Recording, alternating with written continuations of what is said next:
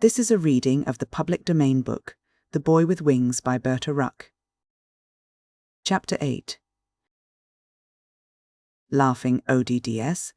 Before he answered, Gwenna had time to think smartingly. His fiancé. There, I might have known he was engaged. I might have guessed it. It's nothing to do with me. Only, I believe that's what's going to get in the way of my flying with him.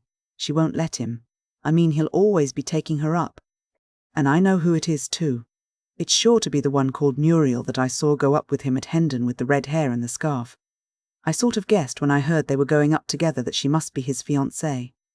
And all the while her eyes were, apparently, on the silver stand of the spirit kettle. They watched the young airman's face, which looked a little sheepish. She listened, tensely, for his reply.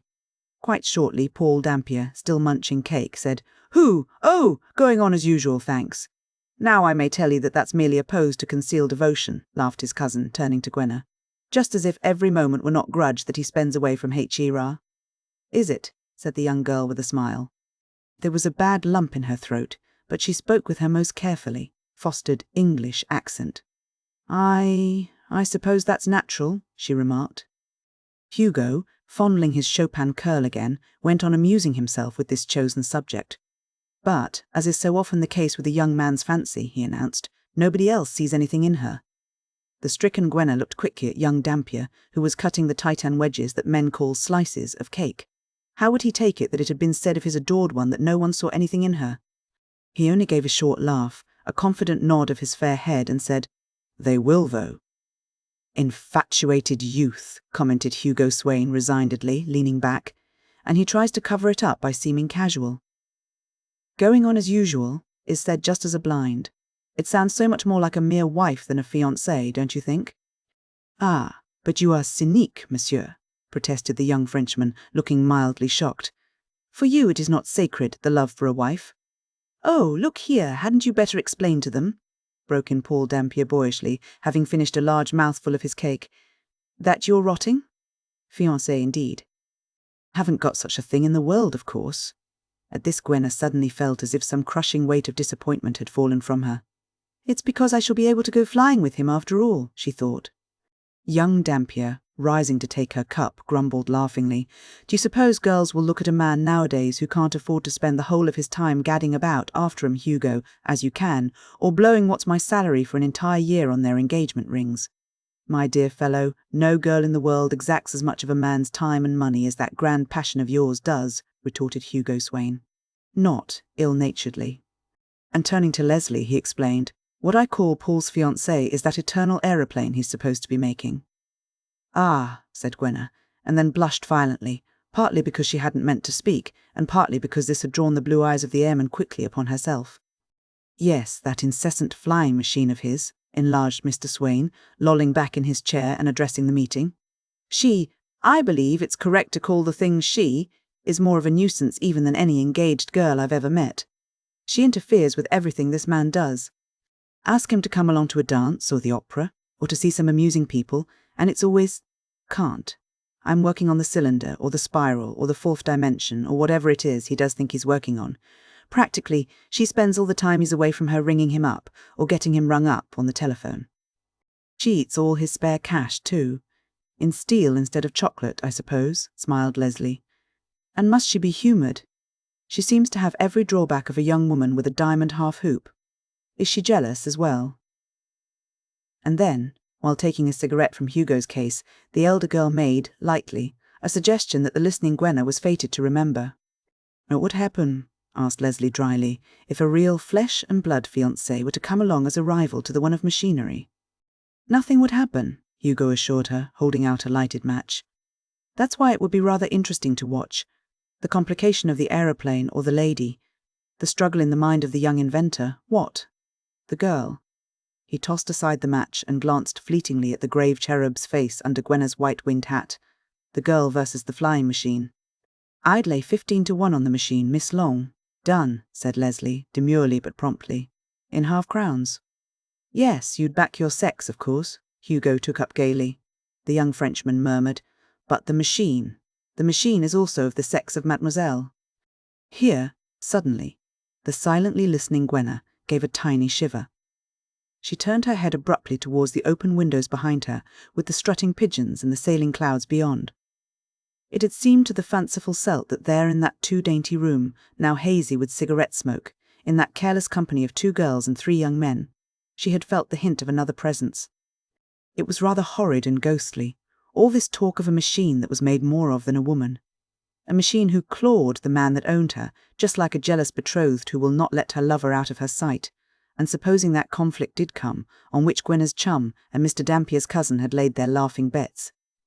The struggle between the sweetheart of steel springs and the sweetheart of soft flesh and warm blood. For one clear instant, Gwenna knew that this fight must come. It was coming. Then she turned her head and forgot her presentiments, coming back to the light-hearted present. She watched Leslie, to whom the young Frenchman had been talking. He was now fixing dark, earnest eyes upon Mademoiselle Lang, as she, in the rather stilted phraseology with which our nation speaks its own language for the benefit of foreigners, expounded to him an English story. There was a short pause. Then the room rang to the laughter of the foreigner. "Ha! Yes, I have understood him. It is very amusing that. It is good," he cried delightedly, with a flash of white teeth and dark eyes. "He say, there are parts of it that are excellent. Aha! Très spirituel," and he laughed again joyously over the story of the curate's egg, while Hugo murmured something about how stimulating it was to hear, for once, the immemorial anecdote fall upon virgin soil. The young airman moved nearer to Gwenna, who, still watching Leslie, gave a little start to hear that deep and gentle voice so close beside her as he spoke. "Look here, we haven't settled up yet," he said, his voice gentle but carrying above the chatter of the others. "About that flying. Sunday this week I have got to be off somewhere. Now, are you free next Saturday?" Gwenna, eager and tremulous, was just about to say, "Yes." But Hugo Swain interrupted. "I say, I hate to make mischief, but if you're talking about Saturday, do you remember, Paul? It was the only day I could take you down to Ascot to see Colonel Conyers." "Oh, Lord, so it was," said the young airman, turning an apologetic face to the girl. "I'm so sorry," he explained, "but this is a man I've simply got to get hold of if I can. It's the aircraft Conyers, Cuckoo Conyers they call him, and he was a friend of Hugo's father, and what I've been trying to see him about is working the War Office to take up my new machine." "The fiancé again, you notice," laughed his cousin, with an imperceptible aside to Leslie. "Score to the aeroplane." "Yes, I see," said Gwenna, nodding at the airman. Of course I don't mind." "Then, shall we say Saturday week for you to come up with me instead?" suggested young Dampier. And Gwenna agreed to the date, thinking, if only nothing stops it again. If only there isn't something else, then, to do with his machine, that machine. Aye, here she paused. After all, it would be too ridiculous to allow oneself even to think that one hated a machine. Chapter 9. A DAYINTHE country. Eagerly as Gwenna longed to fly, she was not to do so even yet. After that appointment made at Hugo Swain's rooms, she lived through a fortnight of dreaming, tingling anticipation. Then came another of those brief, direct notes from hers, P. Dampier. The girl jumped for joy. It was not to be at Hendon this time, but at Brooklands. Was she not rapidly gaining experiences? First Hendon, then Brooklands. At this rate she would soon know all the flying grounds, Shoreham, Eastchurch, Farnborough, all of them. "I'll call for you," the note said, "in the car." "The car is good," commented Leslie, arranging a mist-blue scarf over Gwenna's small hat just before she started off on this expedition. "In the army all things are in common, including money and tobacco, but the Dampier boy isn't in the army." "Why shouldn't he?" took up Gwenna, ungrammatically and defiantly. She considered Mr. Swain's motor was honoured by this other young man who condescended to drive it, to fetch and whirl away with him, a girl who felt herself a nymph about to be swept up and up above the clouds to some modern version of Elysium. So 12 o'clock that Saturday morning, Gwenna, having obtained special leave of absence from the office, found the young man and the girl speeding through Kensington and Hammersmith on the Woking road. The sun was hot above them, the road white, the hedges so dusty that they seemed grey ribbons streaming past. Gwenna scarcely realised how they went. She sat there beside him, thrilled and breathless, hardly knowing to which delight to give herself up, that of the coming flight, that of the present swift drive in the fresh breeze, or that of the companionship of this demigod of modern times, whose arm almost touched hers sometimes as he moved or turned, or put on the brake. Except for an occasional remark to the car, Come on, don't be funny, old lady, don't be funny, or now for the hills, watch her sit down and laugh at 'em. He spoke little. Gwenna didn't particularly want him to speak. The girl was in a golden and moving dream, and scarcely knew where it carried her. She came out of that dream, not with a shock, but gradually. Was the car slowing down? It stopped in a wide part of that dust-white road between the tall dust-grey hedges opposite to a creosoted telegraph pole spiked with nails. Through a gap in the hedge Gwenna caught sight of a moon-daisied field with a dark hedge and trees beyond. Not a house, not a cottage in sight. This couldn't be Brooklands. "Hello," the boy was muttering. "What's up now? What is it?" she asked. He did not reply. This was not rudeness, as she guessed, but intentness. He took it for granted that she would not understand the mechanical explanation. Resignedly, she said to herself, "Machinery gone wrong? Sometimes it really seems as if that were all machinery ever did do."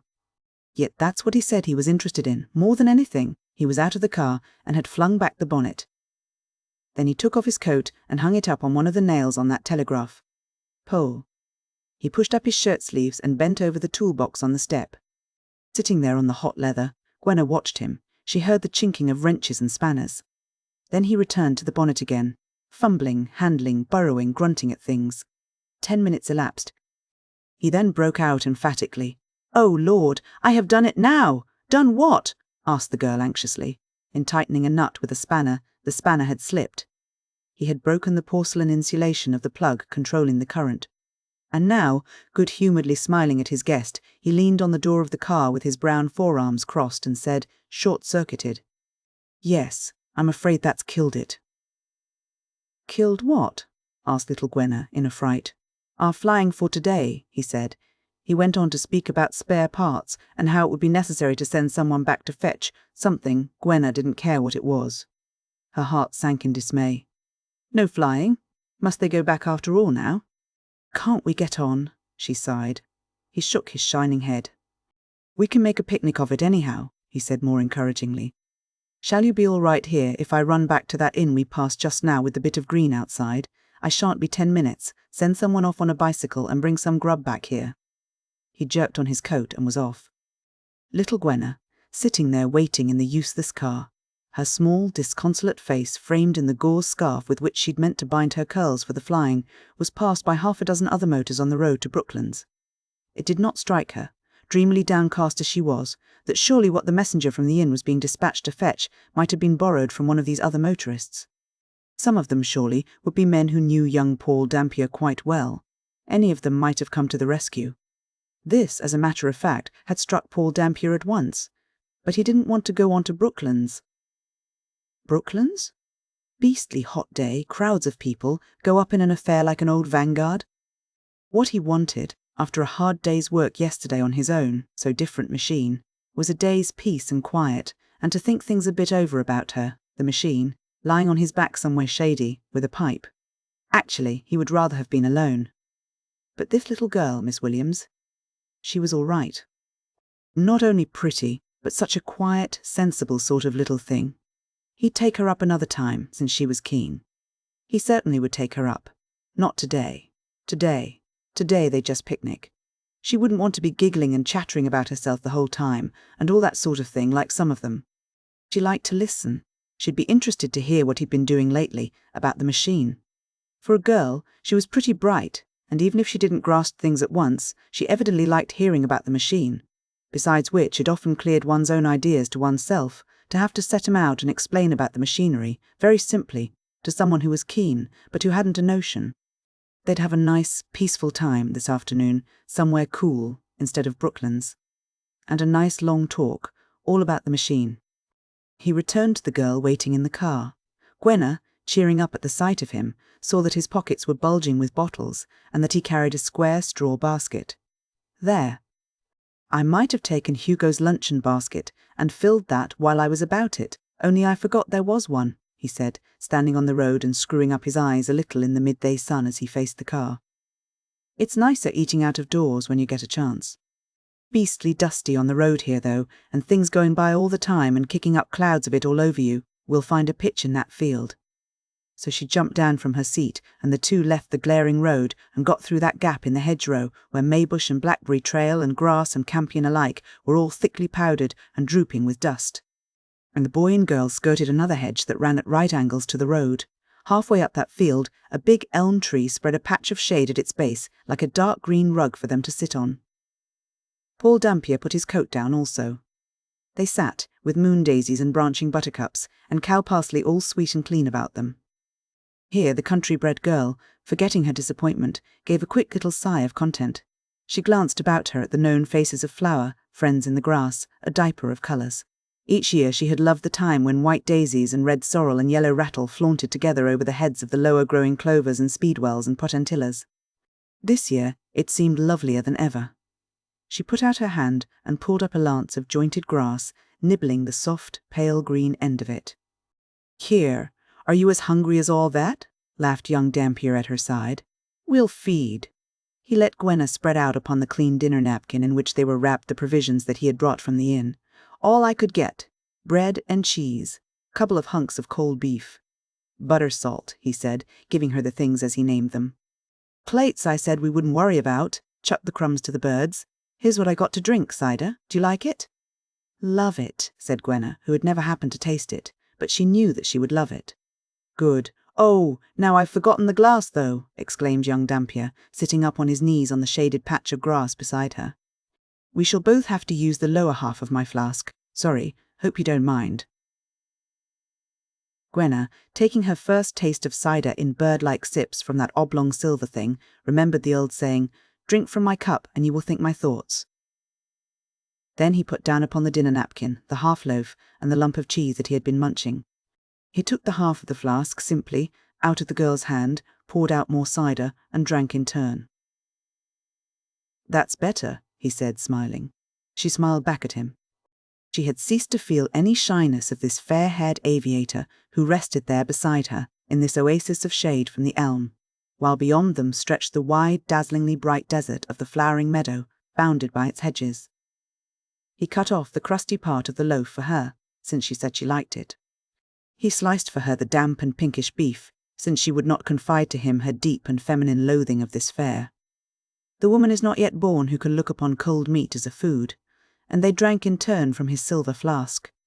This was their third meal together, yet Gwenna felt that she had been grown up and conscious of delight in the world about her only since they had met.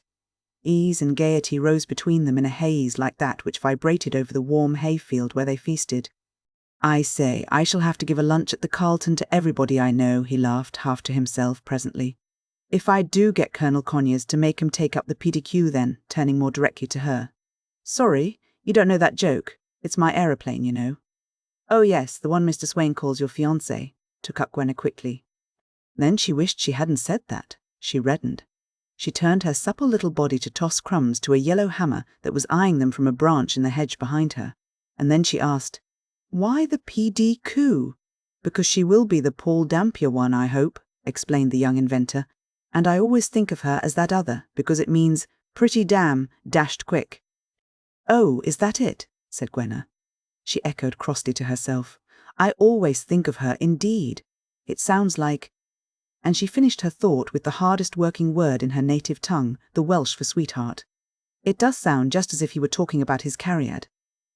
Absently she brushed more crumbs off her side of the dinner napkin. For one half only of Gwenna now seemed to note that they were eating crusty loaf and drinking cider out of doors between a lupin blue sky and a flowerful meadow.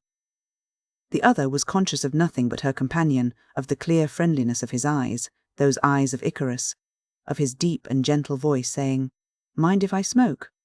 "You don't, I know," of those brown, hard-looking forearms from which he had not troubled to pull down the sleeves, of his nearness. Suddenly he came nearer still. He had not stopped talking of his aeroplane, but she hardly remembered that she had asked him the meaning of one of the expressions that he had used. He was repeating it. "Camber? Well, it's a curve like—" He glanced about for an example of the soft, endwise curve on the great wings of an aeroplane, his eyes passing quickly from the green hedge to the ground, to the things on the picnic cloth, to Gwenna Williams's small hand as it rested in the grass. She wondered, thrilled, if the young airman were actually going to take hold of her hand. He did take her hand as simply as he had taken the silver cup from it. He bent it over so that her wrist made a gentle curve. He passed his own large fingers across it. Yes, there. That's the curve, he said. Almost exactly. It might have been a caress. But done as he did it, the light movement was nothing of the kind. Instinct told the girl that. It wasn't her small and soft and pink-palmed hand that he was thinking of holding. She looked at him as he said, "That's the curve," and she caught a gleam of quickened interest in his eyes. But in one mortified flash she knew that this had nothing to do with her. She guessed that at this moment he'd forgotten that there was a girl sitting there beside him at all, and she knew why. Angrily she said to herself, "He's thinking of nothing but that old machine of his. And I do, yes, I do hate her." Then she sat for a moment still as the elm trunk against which she'd been leaning. She had been struck thus motionless by a thought. Something had been brought home to her by that sharp and sudden twinge of jealousy. Yes, she knew now. What she felt, and must have been feeling for days past, was what they meant by falling in love. "That's what I've done," she thought rapidly, half in consternation, half in delight. "It's beginning to happen what Mr. Swain was talking about at that tea, the girl or the flying machine." She glanced towards the gap in the hedge as if to look at the car that had brought them, motionless by the roadside. She turned her face away from the airman, who sat lighting a pipe with the shadows of the elm branches dappling his fair head and shirt-sleeved shoulders. She was blushing warmly at her own thoughts. "It's only the flying machine he cares about. He does like me too, in a way, if only he'd forget that other for a minute." "But if he won't," thought Gwenna, happening upon an ancient piece of feminine philosophy, "I'd rather have him talking about her than not talking to me at all." She spoke aloud, sedately but interestedly. "Oh, is that a camber?" That light touch of his seemed still upon her wrist, though he had withdrawn it carelessly at once. She paused, then said, "And what was that other thing, Mr. Dampier? Something about an angle." "A dihedral angle?" he said, drawing at that pipe. "Oh, that's the angle you see from the front of the thing. Look, it's like that." This time it was not her hand he took as an illustration. He pointed, pipe in hand, to where, above the opposite hedge, a crow was sailing slowly, a Van Dyke of black, across the cloudless blue. "See that bird? It's that very slight V he makes now, and this machine of yours," persisted the girl, with a little twitch of her mouth for the rival whom he, it seemed, always thought of as the PDQ, and whom Gwenna must always think of as the fiancé. She wondered where it lived, the creature that meant all to him. She said, Where do you make that machine?" "Oh, I'm afraid it isn't a machine yet, you see. It's only a model of one so far." "You know, like a model yacht," he explained. "That's the worst of it. You see, you can make a model do anything. It's when you get the thing life-size that the trouble begins. Model doesn't give a really fair idea of what you've got to get. The difficulty is, it's never the real thing." Gwenna thought, it must be like making love to the person you aren't really in love with. But what she said, with her hand stripping a spike of flowering grass, was, "I suppose it's like practicing scales and all that on a mute piano." "Never tried," he said.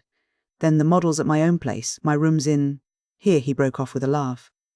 He looked straight into her face and said, still laughing, and in a more personal tone, "Not in Victoria Street." "I say, you spotted that? That place wasn't mine, didn't you?" "Leslie spotted, and said so afterwards," admitted Gwenna demurely, picking and sniffing at a piece of pink clover before she fastened it into her white blouse. "I did think at the time that it wasn't the sort of place where you'd find a man living who did things like rather rough on old Hugo." "Well, but does he do things?" "He doesn't have to. He'd be all right if he did. Sweat some of that beef off him, give him something to think about," averred his cousin, carelessly knocking out his pipe against the heel of his shoe. "But, you know, my place is in Camden Town, most inferior. 3 rooms over a paper shop, 2 small cubby-holes where I sleep and eat, and a rather bigger one where I keep the PDQ stuff. I couldn't have you there that Sunday." "Why not?" Gwenna asked sharply, and jealous again. It was almost as if the fiancé had said to him, "No, not here." "Because," he said with a chuckle, "because at the last moment, when I'd got the tea ready and everything," he tossed his fair head back, "a fall of soot down the chimney. Everything in the most ghastly mess. Pitch black wherever you put a finger. I simply couldn't. It was 4 o'clock then. I expect you both thought it rotten of me. Still," he concluded, rather ruefully, "I couldn't give you the sort of polite tea Hugo can anyhow." I don't want polite teas, Gwenna protested, looking round at the field where she had feasted as if in Elysium. You don't suppose I care for things all grand like that, do you? He responded. Would you care to see my Camden Town place, then, and the model, you and Miss Long? It's quite near you, you know. Yes, I should, said Gwenna quietly, stripping her grass. How could he, she wondered, ask if she cared for these things that opened out new worlds to her? If he only knew, just to be with him was part of that new, soaring freedom which to her was summed up in the idea of flying. This, she felt, was flying. She didn't care, after all, if there were no other flying that afternoon. Care? She wouldn't mind sitting there until the sun slipped slowly downwards towards the western hedge and the moon. Daisies closed in the tall grass, and clouds of other tiny flying creatures poised and hovered above them. She wasn't sorry that the mechanic did not return in haste to minister to that broken-down car. When she did remember about it, it was almost a hope that he would not be back. Not just yet. Not to put an end to this golden afternoon of talk that, trivial as it was, seemed to her to be the endowment of a new faculty, and of comradeship that was as beguiling and satisfying as that of her bosom chum, Leslie. Only newer, only more complete. So it seemed to Gwenna, as the shadows moved further up the grass where she sat with her new boyfriend. For it is a commonplace that in all comradeship between man and woman passionate love claims a share. But also in all passionate love there is more comradeship than the unimaginative choose to admit. There is a happy inner meaning to the cottage phrase, to keep company with. What he thought about it she did not know, except that he surely must lie talking to her. He could not go on like this out of politeness. Besides, she knew, without reasoning about it, that, even with that absorbing interest of the aeroplane in the background, he did like her. Just as Leslie, her other friend, who also knew so much more than she did, had liked her at once. Only, decided Gwenna, in the uttermost depths of her shy and daring heart. Only he's got to like me, some day, better than Leslie ever could. He must. Yes, he must. And she thought it so ardently that she almost expected him, catching her thought, to answer it in words. She looked. No, he had caught nothing. But, meeting his eyes again, her own read a message that her fluttered mind had been told before this, but would scarcely let her believe. He thought she was pretty to look at. She had taken off her hat now, as she liked to do in the open air, and the light breeze tossed her short locks about. I believe he thinks, Gwenna told herself, that my hair's nice. As a matter of fact, she was right. If she could have read her companion's thoughts at the moment, she would have known of a quite foolish but recurrent wish on his part. A wish that he might just run his fingers through all those brown and thickly twisting curls to find out if they felt as silky as they looked. A lark was carolling over her head, soaring, poising, soaring and singing all the while. That's what we can't do, even yet, Hover, he said. And again he went on talking to the little thing. In his mind this babyish-faced but quite quick-witted girl was now always to be the little thing, about the chance of getting Colonel Conyers to take up that invention of his. I'm to go to spend the weekend at Ascot with him and have another talk about it, he said. I know he's dead keen. He knows that it's aeroplanes that are going to make all the difference, simply knock out, under some conditions, any other form of scouting. In modern warfare, you know, it's bound to come, sometime. Anybody with any sense knows that— Yes, of course, agreed Gwenna, watching him as he stretched himself lazily out, chest downwards, elbows in, on the grass, chin propped in his hands, talking all about the machine. If he gave me a chance to build her, make trial flights in the PDQ. If he'd only back me. Oh, he will, surely, said Gwenna, her whole small face brightening or sobering in response to every modulation of his voice. It was jolly, he thought, to find a girl who wasn't in the least bored by shop. She was a very jolly little thing, so sensible. No nonsense about her, thought the boy. And she, when at last they rose and left the place, threw a last look back at that patch of sky above the hedge, where the black crow had made a dihedral angle, at that brooding elm, at that hayfield, golden in the level rays, at that patch of dusty road where the car had pulled up, at that black telegraph pole where he had hung up his coat. That picture was graven, as by a tool, into the very heart of the girl. At the end of an expedition that a young woman of more experience and less imagination would have pronounced tame enough, Gwenna, bright-eyed and rosy from her day in the sunshine, could hardly believe that a whole lifetime had not elapsed since last she'd seen the Everyday, the Humdrum, an incredibly dull club where she lived. She burst into her chum's bedroom as Leslie was going to bed. Taffy, back at last, smiled Leslie, between the curtains of black hair on either side of her nightgown. How's flying? What? She exclaimed. You didn't go up at all, broke down on the way to Brooklands. I say, how rotten for you, my poor lamb. Had anything to eat? I think so. Rather. He gave me a lovely lunch on the road while we were waiting for the man to mend the car, and then we'd tea at a cottage while he was doing it. And then there wasn't time to do anything but come back to town, explained Gwenna breathlessly, untying her scarf. And then we'd sort of dinner at the inn before we started back. We brought out a table and things into the garden under the trees. What did you have for dinner? I don't know. Oh, there were gooseberries, said Gwenna vaguely, and a lamp, and the moths all came. Oh, Leslie, it's been so splendid. She caught her breath. It was dreadful about no flying, but glad the afternoon wasn't entirely a washout, said Miss Long in an even voice as she plaited her hair. By the way, did the Dampier boy give you back that locket of yours? I forgot all about it, said Gwenna, picking up the head of pink clover that had fallen out of her blouse. I'll ask him next time. He's going to take me up soon, you know, again, just as an alarm is set to sound at some given hour, so the whole of the girl's innocent being was set to wait and wait for that next time of meeting him, whenever it should be. Chapter 10. Leslie, O-N-T-H-E Roots, O-F-T-H-E Rose. Leslie Long was lounging in a rickety deck chair under the acacia tree that overshadowed the small lawn behind the ladies' residential club. Miss Long looked nonchalantly untidy, and her hair was coming down again. But she had an eye to an occasion on which she meant to shine. She was carefully darning a pair of silk stockings she was to wear with her all-mauve Nijinsky rig at a costume dance in a week's time. She was looking forward to that dance. It was a late Saturday afternoon, a fortnight after that Saturday that Gwenna Williams had spent in the country with the Dampier boy. Most of the girls in the club were out somewhere now. Only one of the students from the College of Music was practicing Liszt's Liebestrom. Presently, however, a sunshine yellow jersey coat appeared on the steps at the back entrance of the club. Gwenna Williams was looking out. She saw her chum in the garden and ran down to her, dropping upon the lawn at her feet and nestling her curly head down upon the lengthy knee that supported the darning basket.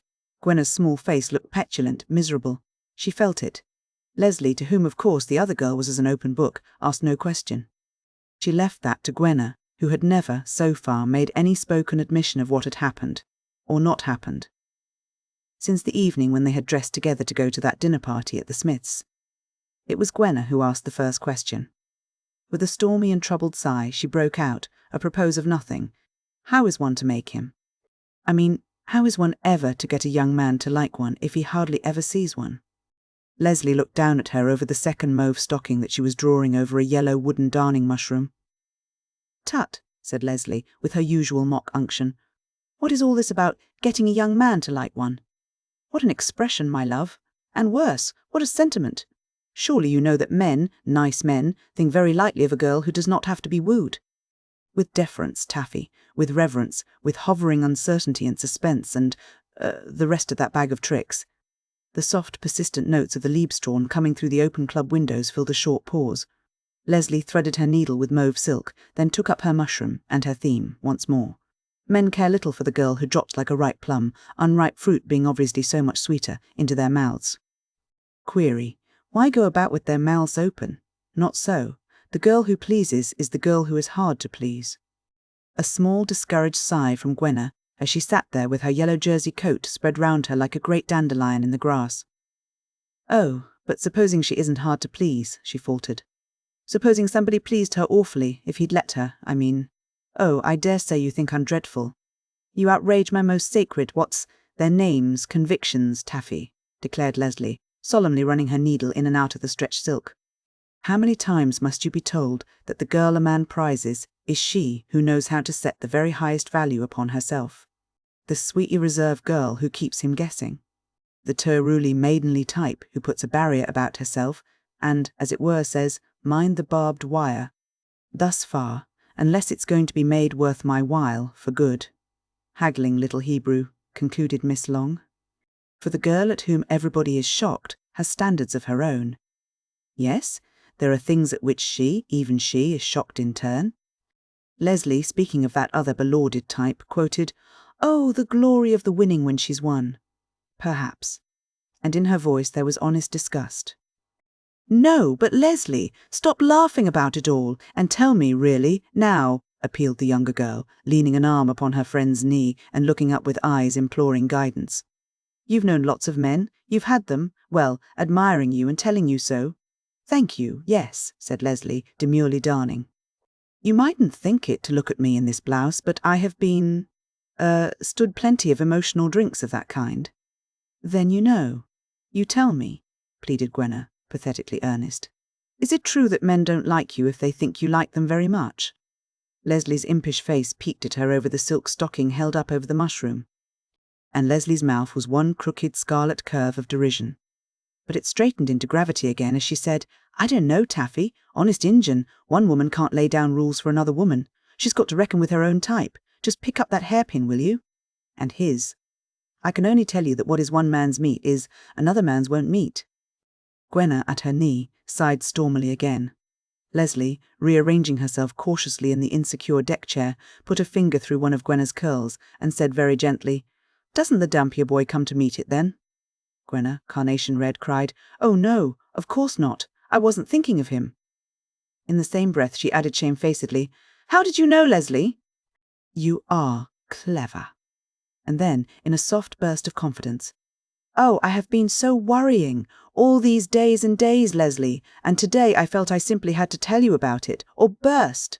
I haven't really been able to think of anything but him, and he hates me, I know. She used that word to console herself. Hate is so infinitely less discouraging than polite indifference. Leslie glanced very kindly at the flushed face, at the compact yet lissom little body sitting up on its heels on the club lawn. She asked, Doesn't the creature look at you? The other day when he took you out and broke down the motor. Didn't he then? Yes, he did, admitted Gwenna, a little. That's a start then. So cheer up, Taff. Don't let your spirits go down, hummed Leslie. Ask your Fraulein at the works if she knows an excellent slang German phrase for falling in love.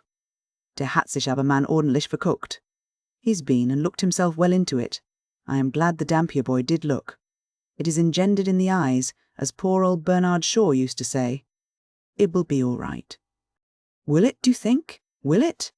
Gwenna, kneeling beside the dishevelled, graceful figure with its long limbs stretched out far beyond the deck chair, gazed up as if into the face of an oracle. What do I do, she persisted innocently, to make him look, to make him like me? You don't do. You be, and pretty hard too. You, my child, sit tight. It's what they call the passive role of woman, explained Leslie with a twinkle.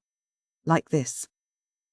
And she drew out of her darning basket a slender horseshoe, shaped implement such as workwomen used to pick up a dropped needle, painted scarlet to within half an inch of its end. She held it motionless, a little away from her darning. There was a flash in the sunlight and a sharp little click as the needle flew up and clung to the magnet. Do you see, Turtle Dove? Yes, but that isn't what you seem to be talking about just now, objected Gwenna. You seem to think that a girl needn't mind doing something about it, letting a person see that she liked him. That isn't doing. A girl can get in such a lot of useful execution. Excuse my calling spade work, all the time she is going on being as passive as that magnet, pronounced the mentor. Of course you've got to take care to look as nice as you know how to all the time, and here you score, Miss Williams. Allow a friend to say that you're not only as pretty as they make 'em, but you know how to take care that you're as pretty as they're made. The younger girl, puzzled, asked the difference. I mean that you've cultivated the garden, and haven't got to start digging up the weeds and sweeping the lawn 5 minutes before you expect the garden party, explained Leslie, in the analogies that she loved. Some girls don't seem to think of making the most of themselves until the man comes along that they want to make much of them. Then it's so often a scramble. You've had the instinct. You haven't got your appearance into any of the little ways that put a man off without his knowing quite what he's been put off by. One excellent thing about you. Yes, said Gwenna, rapt, expectant. The particular unsolicited testimonial that followed was unexpected enough. For one thing, Taffy, you're always washed. Why, of course. But, Leslie, surely so's everybody. Are they? Ejaculated Miss Long darkly. They think they are. They simply haven't grasped how much soap and water and loofah go to that in big towns. Half the girls aren't what I call tubbed. How many of them, with bathrooms a yard from their bedrooms, bother to have a scrub at night as well as in the mornings? It's at night they're grimy, taff. It's at night they leave it on, powder and all, to work into themselves until that unfresh look gets chronic. My dear, I tell you that the 2 bath a day rule would give us much less of the lonely and neglected women problem. There. Gwenna Williams, twisting between finger and thumb the stalk of a daisy she had picked off the lawn, murmured something about, "It's being funny, love having anything to do with how often a girl washed." "Of course you think Leslie is revoltingly unpoetic to suggest it. But it's sound enough," declared the elder girl. "Flowers don't look as if anything to do with earth had ever touched them, do they? But aren't their roots bedded deep down in it right enough? All these hints I give you about health and body culture, these are the roots of the rose. Some of them anyhow. Especially washing. I tell you, Taff," she spoke sepulchrally, "half the nice girls we know don't wash enough. That's why they don't get half the attention they'd like. Men like what they call a healthy-looking girl. As often as not, it simply means the girl happens to be specially clean. Beauty's skin. Deep, moral, look after your skin. Now, you do. No soap on your face, Taff? No, just a clean after washing, with Otein and things like that. Right, costs you about 4p a week. It might cost 4 guineas, to judge from the economical spirit of some girls over that," said Leslie. "Then, to go on with this grossly material subject that is really the root of poetry, do you shampoo your hair nice and often? It looks thick and soft and glossy and with the curls all big, as if you did." "Oh yes, I do. But then that's easy for me, it's short. Mine's long enough, but I do it religiously every fortnight." "Pays me," said Miss Long candidly as she went on working. "Untidy it may be, but it does feel and smell all right. One of my medical students at the hospital where I trained for 5 minutes, the boy Monty, the dean's son, he said once that the scent of my hair was like cherry wood. Course, I didn't confide in him that I watered it well with bay rum and rosemary every night. Better than being like Miss Armitage, the suffragette, woman here, who's so nice-minded that she's above pampering the body. What's the consequence? She. And half the girls here go about smelling, to put it plainly, like cold grease and galoshes. Can they wonder that men don't seem to think they'd be very nice to marry? Some suffragettes and sort of brainy women, hesitated Gwenna, are married." "Yes, and have you observed the usual type of their husbands?" scoffed Leslie. Gwenna, set upon her own subject, drew her back with innocent directness to the matter in hand. "What else ought one to do? Besides lots of washing, besides taking care of one's hair and skin?" "One's shape, of course," mused Leslie. "There you're all right. Thank goodness, and me, that you've left off those weird, those unearthly stays you came up to town in. My dear, they were like a hamper strapped round the middle of you and sending your shoulders up, squared, into your ears. You've got a pretty slope there now, besides setting free all your lines. I suppose elastic has pretty well solved the great corset question at last." 30 shillings was a dreadful lot to give for just an elastic belt, murmured Gwenna, with her little hand at her supple waist. "Still, you said I must, even if I didn't have a new blouse over it for 18 months. Again she looked up for guidance. "What else? What's a good thing, Leslie, about clothes and that?" "Oh, child, you know it all now, practically. Let's see, shoes." She glanced at the tiny brown one half tucked under Gwenna's knee. "Boots and shoes men seem to notice as much as any other part of your get-up. Attractive shoes, even with an unfashionable skirt, will pull you through, when shabby shoes would ruin the look of the smartest rig. They see that, even when they've no idea what colour you've got on." She went on to another hole in the stocking and continued. "As for colours, a man does seem to notice a girl in black, or all white, or pale blue. I read once that pale blue is the sex colour, couldn't tell you, never worn it myself." "Managed well enough without it, too," mused Leslie. "Then a girl in pink is very often a success in the evening. Men seem to have settled vaguely that pink is the pretty girl's colour. So then they fondly imagine that anything that dares to wear it must be lovely. You needn't yet. Keep it for later. Pink, judicious pink, takes off 10 years, Taffy." I suppose I shall still care what I look like," murmured the young girl wistfully, "at 32. "A Earl of Wisdom number 48. When in doubt, wear the coat, and skirt, if it's decently cut, rather than the frock," decreed Leslie. "White silk shirts they seem to like always. I'm glad I weaned you of the pin-on tie, Taffy. It always looked like 6p 3 farthings. Whereas you buy a piece of narrow ribbon for 6.3, you tie it, you fasten it with a plain silver brooch to your shirt, and it looks good." "I'll remember," murmured Gwenna devoutly, from the grass. Leslie said, "One of the housemaids here. Never stoop to gossip with the servants, dearest. It is so unhelpful and demoralizing to both classes. One of the housemaids once told me that her young man had told her that nothing in the wide world set a young woman off like a nice, fresh, clean, simple shirt blouse, same as what she was wearing then. Of course, he was a policeman, not an aviator or a dean's son. But when it comes to a girl in the case, I expect they're brothers under their skins, said Leslie Long. Husky with much talking, she cleared her throat. Earl of Wisdom number 49, be awfully careful about your collar, the ends of your sleeves and the hem of your skirt. Keeping a strong force on the frontier, that is always important. Don't ever let your clothes be picturesque, except for indoors. A man loathes walking along beside anything that flaps in the wind, or anything that looks like what he calls fancy dress. Outside, don't wear anything that you can't skip easily onto the last bus in. Don't have bits of anything about you. Try to be as neat as the very dowdiest girl you know without the dowdiness. Neatness, my beloved sisters, is the— Here am I talking like this, but why? She interrupted herself, laughing. Why aren't I neater myself when in mufti? I mean, when there's nobody about. In time of peace, prepare for war. It would be better. Might get my hair out of its habit of descending at the wrong moment, and then, when all your good points are mobilized, you wait for the enemy. The enemy, said little Gwenna, doubtfully. Yes, the man. The opposing force, if you like. You can think and wish about him, then until the whole air about you goes shivery, quivery with it. Creating an atmosphere is what they call it, I believe, and get him well into the zone of that, advised Leslie. For it's no use the magnet being a magnet if it doesn't allow itself to get within miles of a needle, is it?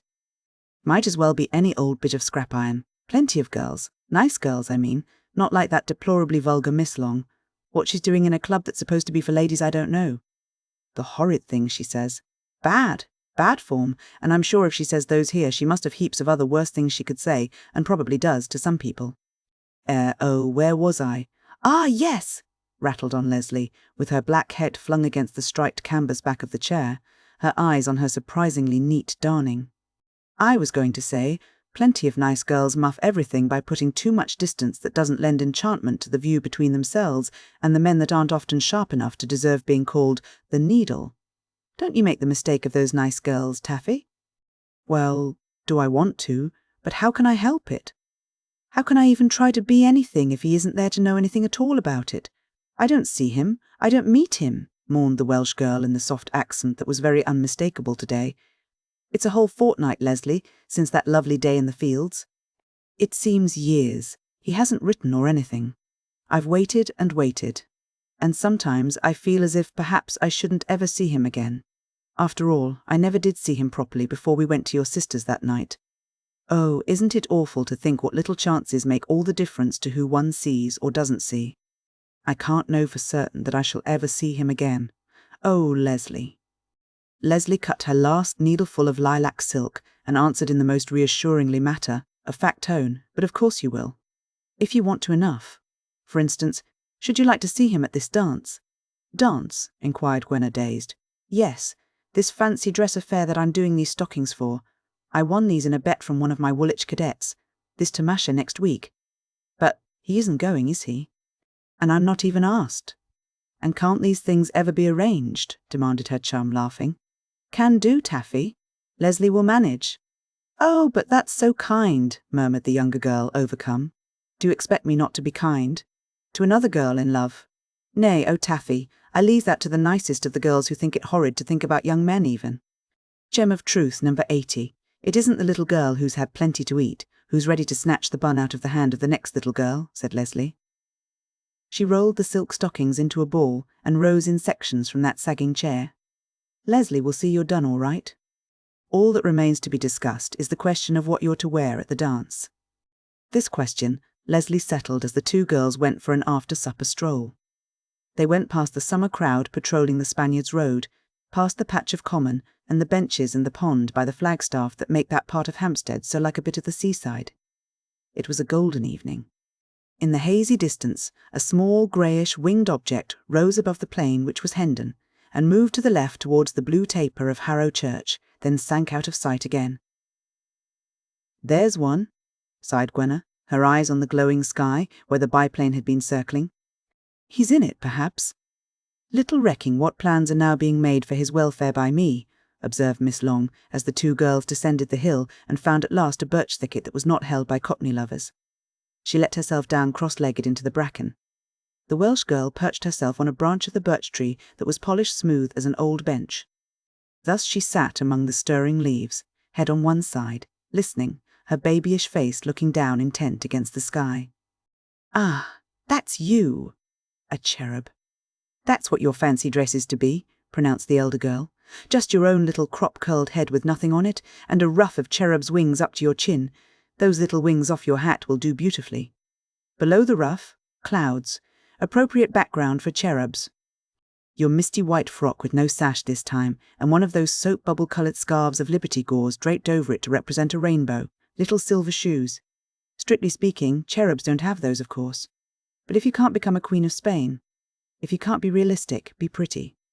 Your own, nearly always expression of dreamy innocence will come in nicely for the costume," added Leslie. "Quite in keeping. I'm sure I'm not that," protested the Welsh girl, piqued. "I'm not what they call innocent." "No, I don't think you are. What they call innocent in a girl is such a mixture. It means a no sense of humour at all, B, the chilliest temperament you can shiver at, and C, a complete absence of observation. But I believe you have beneath your little frostings the brilliance of your fires, Taffy. Yours is the real innocence." "It isn't, indeed," protested the girl, who was young enough to wish to be everything but what she was. "Why, look at the way you say anything to me, Leslie." Leslie laughed with a remoter glance. Then suddenly she dropped her black head and put a light caress on the corner of the sunshine, yellow jersey coat. "Be as sweet always," she said, lightly too.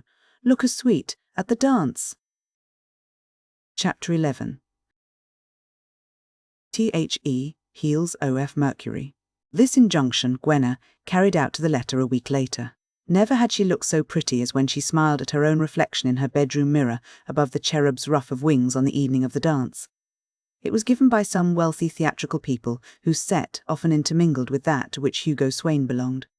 And it was held in a couple of big marquees that had been set up on the lawn behind their house, a lawn of which the banks sloped down to the willows that fringed the river. There was a houseboat as buffet. There were Japanese lanterns and fairy lights. Red carpet had been put down to save costumes from dewy grass or gravel. For this dance was held at the height of that brief and grotesque period in the English history when dancing and costume, more particularly when the two were combined, became an affair of national moment. That was the time when tickets for an artist's ball were gambled with even as stocks and shares, when prizes for costume were given of which the value ran into hundreds of pounds. When columns of responsible newspapers were given up to descriptions of some brilliant carnival. When society, the arts, commerce, the stage, and the middle class joined hands to dance the maddest ring. Oh, roses round some mulberry bush rooted in heaven knew what soil of slackness. That was the time when women who were mothers and able-bodied men were ready to fritter away the remnant of their youth on what could be no longer pleasure, since they chased it with such deadly ardour, discussing the lightest types of merrymaking as if thereupon hung the fate of an empire. Even little cherub, headed Gwenna Williams found something disquieting about the sight of this throng as she scanned it with anxious eyes, for, no, H hadn't come. He was late. Not here. Perhaps it was merely this that caused her to dislike the look of some of these other people. That buxomly formed young woman of 25 tricked out in the costume of a child of 3. That tall, fragile youth in black grave clothes, mouthing falsetto patter. That pretty lady in spreading Georgian brocade in a white wig, from whose crimsoned lips there came presently a robust masculine shout. That Madame Potiphar in the, good gracious! It was another boy. No! Gwenna didn't like them somehow. Perhaps it was just because they were here and he, the only partner she wished for, had not arrived. Oh, supposing he were not coming after all. Under the canvas roof where garlands swung and an installation of electric light had been improvised, the crowd eddied and chattered and laughed from one end to the other of the marquee where the long tables were laid out, for it was a theatrical ball, late in beginning. Supper was to come first. Gwenna, sitting beside a futurist Folly whom her friend Leslie had introduced vaguely as one of my medical students, watched that supper crowd, still he did not come, as they feasted, leaning across the tables to laugh and shriek to acquaintances. It was not the girls or the younger men who seemed most boisterous, but those well over 30. This surprised her, and even when they were most unrestrained, they seemed, as the Welsh girl put it, to be making themselves do it, like. Then she saw by an opening in the canvas of the marquee the apparition of a steady man's figure, dead white against the purple gloom outside. A figure erect and neatly shouldered under the closed linen jacket of a continental waiter. Gwenna wondered where she had seen him before. In a photograph? Or perhaps attending to one of the tables at Appinrot's, when she and Leslie had had tea after a matinee somewhere. She had seen that young waiter, whose appearance was in such arresting contrast to the bizarre costumes and painted faces of the noisy, laughing rabble about him. His face was restrained and grave as that of some very young Daniel at the feast of some modern Belshazzar. Suddenly, besides that still, watching apparition, there came up another boyish figure, typically English, in ordinary evening dress, and tall, towering above the young German waiter of whom he was making some inquiry. For a second they stood so, the waiter glancing up, the newcomer, Paul Dampier, with his blonde head tilted a little back, his eyes raking the crowd. "Ah, he's come," cried Gwenna aloud, but unheard in the universal clatter. Her heart leaped. But Paul Dampier, the airman, was swallowed up again almost directly in a forest of odd, luridly coloured headdresses. He had not seen her. And she did not see him again until some time after supper was ended, and the throng was whirling and writhing in one step and ragtime in the other marquee. Gwenna had danced with an Apache, with a primitive man, with Mr. Hugo Swain, in a mask and crazy work domino as a simultaneous dynamism of something, and she was standing waiting, one of a figure in a revived cotillion, while the Viennese band swooped and tore through the waltz Nights of Gladness. A sheet had been fetched and was held up at the end of the ballroom between a Morris dancer and an incredibly handsome Turco, who presently revealed himself as Mr. Swain's French engineer, as a screen before 6 of the girls. 6 men were to be led up to it in turn, each to choose his partner by the feet that were just allowed to show below the sheet. Soft laughter and twittering went on at the side where the half-dozen girls stood. "I say," exclaimed a damsel dressed as an Austrian peasant to her crinolined neighbour, "now we see why you were so anxious to explain why you were wearing scarlet. Of course he'd know yours anywhere," retorted the next girl. "Shh, play fair," protested the next. "Mustn't be recognised by your voice. Oh, look at the cherub girl's little shoes. Aren't they sweet? Just like silver minnows peeping out."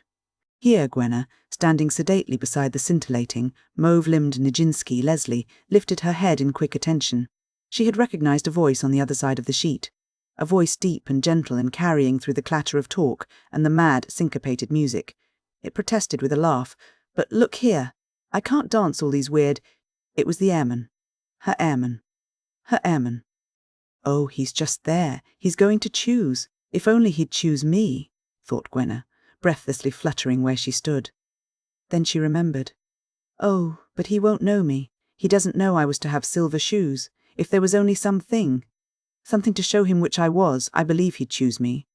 What could I do?" Suddenly she thought what she could do. Yes, winged feet, of course, for a girl who longed to fly. Hurriedly she put her hands up to the ruff made of those white wings. Hastily she plucked 2 of them out. How was she to fasten them to her feet, though? Alas, for the short curls that deprived her of woman's universal tool. She turned to her chum, who was impatiently jigging in time to the music, with her long black hair swathed for once securely under that purple casque. "Leslie, quick, a hairpin, lend me 2 hairpins," she whispered, and snatched them from her friend's hand. Then, holding on to Leslie's mauve silken shoulder to support herself, Gwenna raised first one small foot, and then the other, fastening to each between the stocking and the silver shoe one of those tiny wings. They were the feathered heels of Mercury, the flying god, that the girl who loved a flying, man allowed to peep under the curtain behind which she stood. Above the commotion of people laughing and talking all about her, and the music she felt that he was close, only just behind that sheet. She could have put out a hand and, through that sheet, have touched his shoulder. Mustn't, of course, must play fair. Would he note the message of the winged feet? Would he stop and choose her? Or would he pass on? Chapter 12. Thekis. Withheld he did not pass. He stopped. Gwenna felt the touch of his finger on the silver tip of her shoe. All a-tremble with delight, she moved aside and stepped from behind the screen to face the partner who had chosen her. "Hello," exclaimed Paul Dampier, with real surprise in his smile. "I didn't know it was you." Gwenna felt a little dashed, even as he slipped his arm about her and they began to waltz. She looked up into the blonde face that seemed burned so very brown against his dress shirt, and she ventured, "You didn't know it was me. I thought that was why you chose me. I mean, I thought because I was somebody you knew. Didn't know you were here. I never thought those were your feet," he said in that adorably deep and gentle voice of his, adding, as they turned with the turning throng, something that lifted her heart again. "I chose them because they were the prettiest, I thought." It was simply stated as a fact. But this, the first compliment he'd paid her, kept her silent with delight. Even as they waltzed, his arm about her rainbow scarf, the girl felt the strongest wish. The wish that the dance were at an end, and she back in her bedroom at the club, alone, so that she might think and think again over what he had said. He'd thought she had the prettiest feet. "Do you think you could manage to spare me some others?" he asked at the end of that waltz. "You know, you're about the only girl here that I know except Miss Long." "Leslie would introduce you to anybody you liked," suggested little Gwenna, feeling very good for having done so, and virtue brought its reward. For with a glance about him at that coloured noisy crowd that seemed a handful of confetti tossed by a whirlwind, he told her he didn't think he wanted to be introduced much. He wasn't really keen on a lot of people he'd never seen, but if she and Miss Long would give him a few dances. The girl from the country thought it almost too good to be true that she need not share him with any of these dangerously fascinating London people here, except Leslie. In a pause, they went up to where Leslie was standing near the band. Close beside her, the Morris dancer was wrangling with Hugo Swain in his crazy work domino, who declared, "Miss Long promised me every other dance." "A week ago, my dear man. 10 days ago. Yes." Leslie seemed to be engaged for every dance and every extra. She tossed her, "So sorry, Mr. Dampier," over her shoulder, following it with an imperceptible feminine grimace for Gwenna's benefit. With the first bars of the next waltz she was whirled away by a tall youth garbed, becomingly enough, as a Black Panther. The room was still clear. The Black Panther and the boyishly slim girl in mauve tunic and tights waltzed, for one recurrence of the tune, alone. Gwenna, looking after that shapely couple, knew who he was, Monty Scott, the dean's son who had been a medical student when Leslie was at the hospital. He had followed her to the Slade to study sculpture, and already he had proposed to her twice. The tall and supple youth held Leslie, now, by his black-taloned gloves on her straight hips. Leslie waltzed with hands clasped at the back of his neck. Then, with a backward fling of her head and body, she twisted herself out of his hold. She waltzed, holding the flat palms of her hands pressed lightly to the palms of his. The music altered, Leslie varying her step to suit it. She threw back her head again. Round and round her partner she revolved, undulating from nape to heels, not touching him, not holding him, save by the attraction of her black eyes set upon his handsome eyes, and of her red lips of a flirt, from which, it was evident, the boy could not take his gaze. Once more she shook her purple-casqued head, once more she let him catch her about the hips. Over the canvas floor they spun, Leslie and Monty, black and mauve, moving together with a voluptuous swing and zest that marked them as the best matched dancers in the room. Well matched, perhaps, for life, thought Leslie's chum. But no, as they passed Gwenna saw that the black eyes and the red mouth were laughing cynically together, she caught, through the music, Leslie's clear, don't talk when you're dancing, my good boy, spoils everything. You can waltz. You know you've never anything to say, Mont." "I have. I say," Leslie waltzed on unheeding. Whatever he had to say, she did not take it seriously. She laughed over his shoulder to little Gwenna, watching. Couple after couple had joined in now, following the swift, tall, graceful black shape, and the light-limbed mauve one as they circled by. A flutter of draperies and tinsel, a toss and jingle of stage accoutrements. The dancers were caught and sped by the music like a wreath of rainbow bubbles on the rise and fall of a wave. Gwenna, the cherub girl, was left standing for a wistful moment by the side of the tall airman in evening dress. He said, through the music, "Who's your partner for this?" She had forgotten. It was the futurist folly again. He had to find another partner. Gwenna danced with her airman again and again, scarcely realizing how it happened. Indeed, how do these arrangements make themselves? This boy and girl from a simpler world than that of this tinsel bohemia spent almost the whole of the rest of that evening, as they had spent that day in the country, as she would have asked to spend the rest of their lives together. Some of the time they danced in the brilliant heated marquee under the swinging garlands and the lamps. Then again they strolled out into the riverside garden. Here it was cool and dewy and dim, except where, from the tent openings, there was flung upon the grass a broad path of light, across which flitted, moth-like, the figures of the dancers. Above the marquee, the summer night was purple velvet, be-diamonded with stars. At the end of the lawn, the river whispered to the willows and reflected, here the point of a star, there the red blot of a lantern caught in a tree. Hugo Swain went by in this bewildering stage, light and shade, with a very naughty-looking lady who declared that her white frock was merely milk out of the bluebird. In passing, he announced to his cousin that the whole scene was like a Conda fan that he had at his rooms. Groups of his friends were simply sitting about and making themselves into quite good fragonards. Little Gwenna did not even try to remember what fragonard was. None of these people in this place seemed real to her but herself and her partner. And the purple dusk and velvet shadows, the lights and colours, the throb and thrill of the music were just the setting for this night of gladness that was only a little more substantial than her other fancies. More quickly it seemed to be passing. Every now and again she exultantly reminded herself, I am here, with him, out of all these people. He is only speaking to me. I have him to myself. I must feel that as hard as I can all the time now, for we shall be going home at the end of this ball, and then I shall be alone again.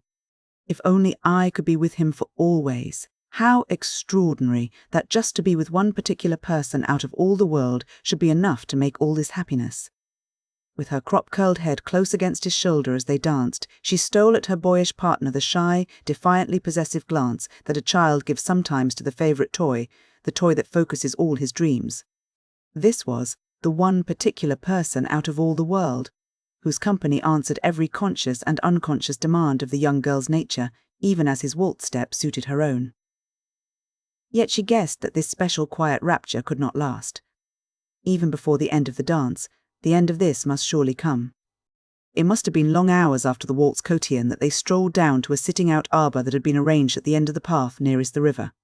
It was softly lighted by two big Chinese lanterns, primrose-coloured, ribbed like caterpillars, with a black base and a splash of patterned colour upon each. A rug had been thrown on the grass, and there were two big white cane chairs with houseboat cushions. Here the two sat down, to munch sandwiches, drink hot cup.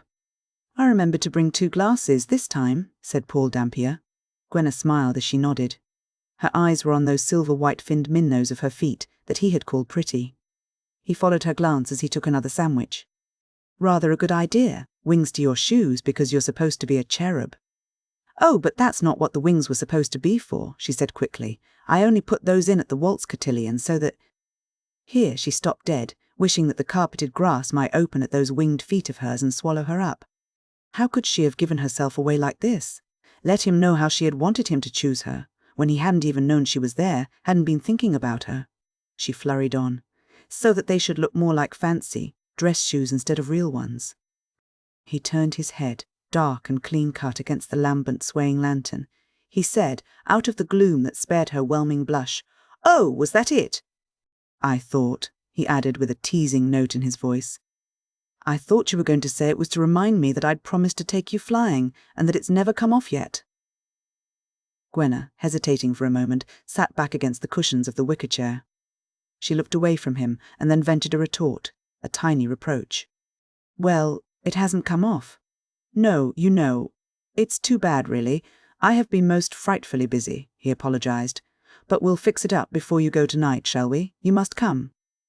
At this he was glad to see that the little thing looked really pleased. She was awfully nice and sensible, he thought for the severanth time. Again the odd wish took him that had taken him in that field. Yes, he would like to touch those babyish-looking curls of hers with a finger, or even to rumple them against his cheek. Another most foolish and incomprehensible wish had occurred to him about this girl, even in her absence.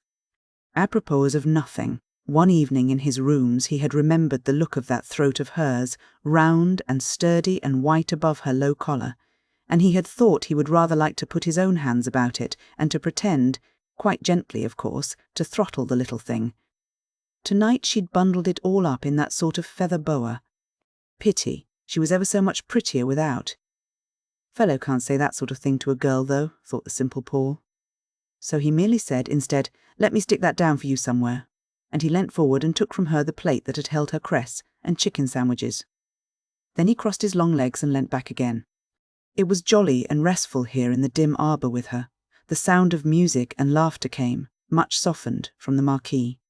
Nearer to them, on the water below the willows, there was a little splashing and twittering of the moorhen, roused by something, and the scarcely audible murmur of the Thames speeding past houseboat country to London.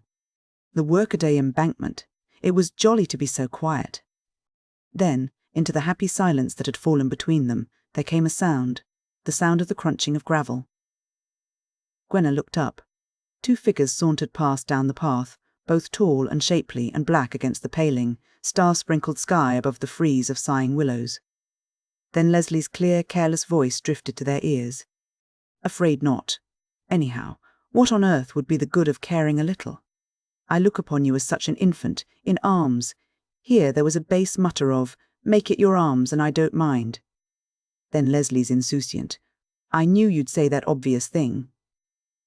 "I always do know what you're going to do or say next. Fatal. That. A girl can't want to marry a man when—" Apparently then the Dean's son was proposing again.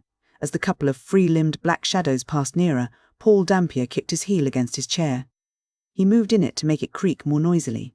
Good manners wasted, for Leslie, as she afterwards told her chum, took for her motto upon such occasions, "And if the others see, what matter they?" Her partner seemed oblivious that there were any others sitting in the shadows. The couple passed, leaving upon the night breeze a trail of cigarette, smoke, Leslie's, and an indistinguishable growl, presumably from the Black Panther. Leslie's voice floated back, "Not in the mood. Besides, you had last time to soften the edges, as you call it." More audibly her partner grumbled, "What's a kiss you've had? About as satisfying as last summer's strawberry ice. A mere nothing." The incident. Yet it brought, or hastened, a change into the atmosphere of that arbour where, under the giant glowworms of light swinging above them, 2 young people sat at ease together without speaking. For Gwenna, envious, thought, Leslie can make a man think of nothing but her, even when she's not in the mood. I can't. Yet I believe I could, but for one thing. Even now I don't know that he isn't thinking about that other. That other was her rival, that machine of his, that Gwenna had not mentioned all the evening. It had come, she knew, that duel between the girl and the aeroplane for the first place in the heart of a flying man. A duel as old as the world, between the thing a man greatly loves, and that which he loves more greatly still. She thought of Lovelace, who loved honour more. She thought of the cold sea that robs the patient, warm-hearted women ashore, of the icy pole whose magnetism drew men from their wives. The work that drew the thoughts of her airman was that invention that was known already as his fiancée. Leslie says it's not as bad as if it were another woman, but I see her as a woman, thought the silent, fanciful girl. I see her as a sort of winged dragon with a figurehead. Aeroplanes don't have figureheads, but this one seems to me to have, just like some of those vessels that come into the harbour at Aberdyfi. Or like those pictures of harps that are half a woman. Smooth red hair she has, and a long neck stretched out, and a rather thin, pale, don't-care sort of face like that girl called Muriel, and eagle's talons for hands. That's how I see that fiancé of his, with claws for hands that won't ever let him go. A puff of wind knocked one of the lanterns above their heads softly against the other. The willows rustled silkily outside. Gwenna sat motionless, holding her breath. Suddenly her breviary had broken off with an abrupt unspoken. But it's me he's thinking of now. Paul Dampier had been lightly amused by that passing of the other couple. That friend of hers, Miss Long, was more than a bit of a flirt, he considered. This little thing wasn't. Couldn't imagine her giving a kiss as some girls give a dance, or even to soften a refusal. Her mouth, he found himself noticing, was full and curly, and exactly the colour of the buds of those foxgloves that grew all over the shop at her place in Wales. It was probably softer than those curls of hers that he would, also, like to touch. Idiotic idea, though, but an idea which is transmittable. Gwenna, thrilled by this message which she had caught by a method older and less demonstrable than Marconi's, realised. He heard that, just now, that boy wanting to kiss Leslie. He's thinking now that he might kiss me. The boy scarcely at arm's length from her thought, a little confusedly. I say, though, rotten thing to do, the girl thought. He would like to. What is he waiting about? We shall have to go directly. For the sky outside had been swiftly paling. Now that pure pallor was changing to the glow of Abyssinian gold. Dawn, from the marquee came a louder blare of music, 2 long cornet notes, and then a rollicking tune. the old post horn gallop, the last dance. Presently a distant noise of clapping and calls for extra. There would be no time for extras, she'd heard. They would have to go after this. People were beginning to go. Already they had heard the noise of a car. His chair creaked as he moved a little sidewards. He told himself more emphatically, beastly rotten thing to do. This little thing would never speak to me again. And the girl sat there, without stirring, without glancing at him. Yet every curve of her little body, every eyelash, every soft breath she drew was calling him, was set upon making him. What could she do more to make herself, as Leslie called it, a magnet? Love and innocent longing filled her to the eyes, the tender foxglove buds of lips that could have asked for nothing better. Even if this were the only time, even if she never saw him again, wasn't he going to set the crown upon her wonderful dream of a summer night? No, look here, the boy remonstrated silently with something in himself, something that seemed to mock him. He lifted his fair head with a gleam of that pride that goes so often before a fall. Dash it all! He will, the girl thought breathlessly, and with her thought she seemed to cast all of her heart into the spell. And then, quite suddenly, something happened whereby that spell was snapped. Even as she thought, he will, he rose from his chair. He took a step to the entrance of their arbour, his shoulders blotting out the glowing light. Listen, he said, and Gwenna, rising too, listened breathlessly, angrily. He would not. She had been cheated. What was it that had interfered? Presently she heard it. She heard what she would have taken for the noise of another of the departing motors. Through the clatter from the last gallop it was like, yet unlike, the noise of a starting car. But there was in it an angrier note than that. It is angry for want of any help but its own. A motor car has solid earth against which to drive, a steamship has dense water.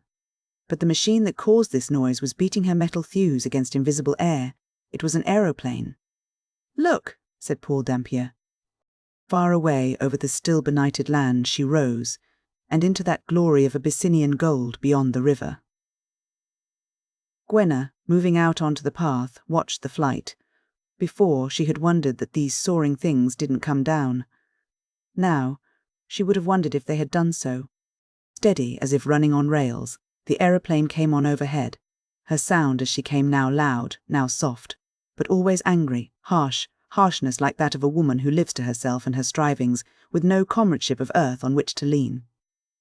Against the sky that was her playground, she showed as a slate-coloured dragonfly, a purple empress of the air soaring on and on into the growing dazzle of the day. Oh, it is beautiful, though, cried the girl on the path, looking up, and losing for that moment the angry sense that had fallen upon her of pleasure past, of the end of the song. It is wonderful. Pooh! That old horse-bus, laughed Paul Dampier above her shoulder, and mentioned the names of the machine, the flyer in her. He could pick them out of the note of her angry song.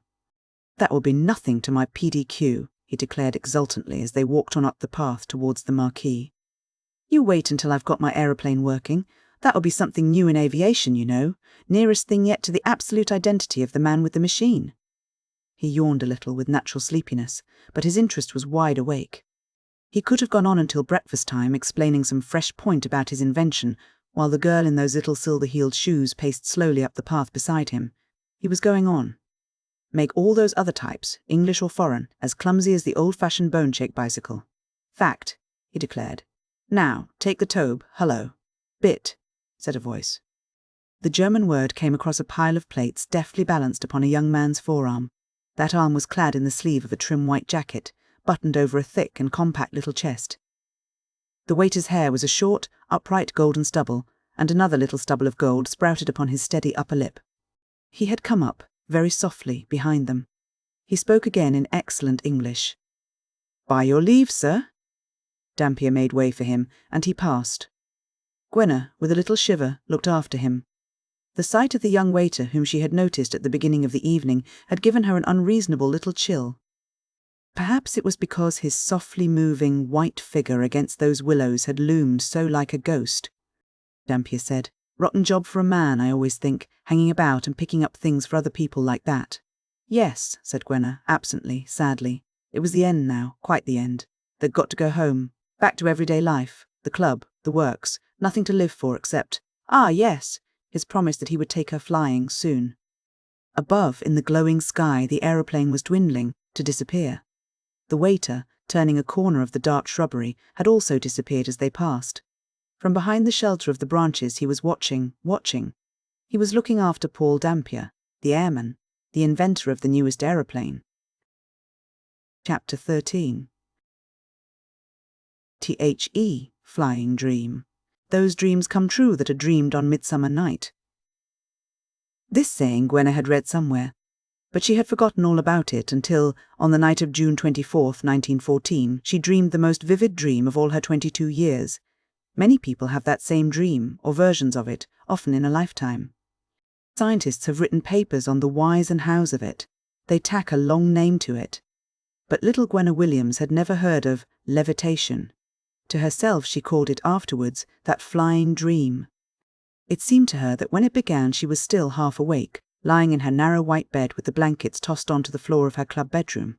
For it was a sultry night and close, in spite of her window onto the garden being wide open and allowing what breeze there was to blow full upon the girl's face, stirring her curls on the pillow, the ruffle of her nightgown as she lay. Suddenly a violent start ran over the whole of her body, and with that one jerk she seemed to have come out of herself. She realized first that she was no longer lying down, curled up in the kitten, like bull, which was her attitude for sleeping. She was upright as if she was standing, but she was not standing. Her feet were not resting on anything. Looking down, she found, without very much surprise, that she was poised, as a lark is poised in mid-air at some immeasurable height. It was night, and the earth, a distant hassock of dim trees and fields, was far, far below her. She found herself moving downwards through the air. She was flying. Gently, gently, she sped, full of a quiet happiness in her new power, which, after all, did not seem to be something new, but something restored to her. "Dear me, I've flown before, I know I have," said Gwenna to herself as she swooped downwards in her dream, with the breeze cool on the soles of her little bare feet. "This is as lovely as swimming. It's lovelier, because one doesn't have to do anything. So silly to imagine that one has to have wings to fly." Now she was nearer to earth. She was hovering over a dark stream of water, with reflections that circled and broke. And beside it, she saw something that seemed like a huge lambent mushroom set in the dim fields below her. This was a lighted tent, and from it there floated up to her faintly the throb and thrill of dance music, the two long drawn-out notes of the post-horn gallop, the noise of laughter and clapping. She wondered whom she would see if she were to alight. But the force in her dream bore her up again, higher and away. She found presently that she had left the dancing tent far behind, and that what streamed below her was no longer a river with reflections, but a road, white with dust, and by the side of it a car was standing idle by the dusty hedge. On the other side of the hedge, as she flew over, the grass was clean and full of flowers, and halfway up the field stood a brooding elm that cast a patch of shadow. "Sunshine now," wondered Gwenna. "How quickly it's changed from night." She felt from head to foot her body light and buoyant as a drifting thistledown as on she went through the air. Close beside her, against a bank of cloud, she noticed some black V-shaped thing that slanted and flapped slow wings, then planed downwards out of her sight. "That's that crow. A dihedral angle, they call it," said the dreaming girl. Her next downward glance, as she sped upwards now without effort, above the earth, showed her a map of distant grey roofs and green trees, and something that looked like a giant soap bubble looming out of the mist. "Steam Pools, London," thought Gwenna. "I wonder shall I be able to look down on our Westminster Place." Then, glancing about her, she saw that the scene had suddenly changed. She was no longer in the free air with clouds about her, as she flew like a little white wind-blown feather with the earth, small as a toy puzzle below. She was between walls, with her feet not further than her own height from the ground. Night again in a room, a long, narrowish room with an open window through which came the light of a street lamp that flung a bright patch upon the carpet, the edge of a dressing table, the end of a white bed. Upon the bed, from which the coverings had been flung down, there lay sleeping, curled up like a kitten, a figure in a white ruffled nightgown, with a cherub's head thrown backwards against the pillow. Gwenna, looking down, thought, "Where have I seen her?" In the next flash she had realized. Herself, her own sleeping body that her dreaming soul had left for this brief flight. A start more violent than that with which her dream had begun shook the dreamer as she came to herself again. She woke, with a pitiful little "oh" sounding in her own ears, She sat up in bed and stared about her club bedroom with its patches of light from the street lamp outside. She was trembling from head to foot, her curls were wet with fright, and her first thought as she sprang out of bed and to the door of that ghostly room was, I must go to Leslie. But Leslie's bedroom was a story higher. Gwenna paused in the corridor outside the nearest bedroom to her own. A thread of light showed below the door. It was a Miss Armitage's, and she was one of the club members who wrote pamphlets on the suffrage and light topics far into the night. Gwenna, feeling already more normal and cheered by the sense of any human nearness, decided, I won't go to her. She'll only want to read aloud to me. She laughed at me because I said I adored the Forest Lovers. But what books does she like? Only those dreadful long novels all about nothing, except the diseases of people in the potteries, or else it'll be one of her own tracts. Somehow she does make everything she's interested in sound so ugly. All those intellectual ones here do. Whether it's marriage or not, getting married, you really don't know which would be the most dull from these suffragettes, reflected the young girl, pattering down the corridor again. I'll go back to bed. She went back, snuggling under the clothes. But she could not go to sleep again for some time. She lay curled up, thinking. She had thought too often and too long of that dance, now 3 whole weeks behind her. She had recalled, too many times. Every moment of it, every word and gesture of her partner's, going over and over his look, his laugh, the tone in which he'd said, Give me this waltz, will you? All that memory had had the sweetness smelt out of it like a child's posy. By this time it was worn thin as heirloom silver. She turned from it. It was then she remembered that saying about the Midsummer Night's Dream. If that were true, then Gwenna might expect soon to fly in reality. For after all her plans and hopes, she had not even yet been taken up by Paul Dampier in an aeroplane. In that silent, unacknowledged conflict between the girl and the machine, so far scarcely a score could have been put down to the credit of the girl. It was she who had always found herself put back, disappointed, frustrated.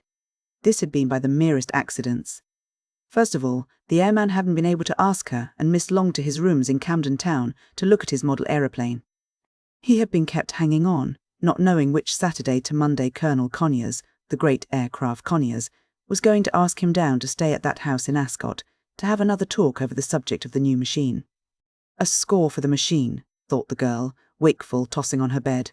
She did not even know that the week after, on a glorious and cloudless Saturday, young Dampier, blankly unaware that there was any conflict going on in his world, had settled to ask the little thing to Hendon.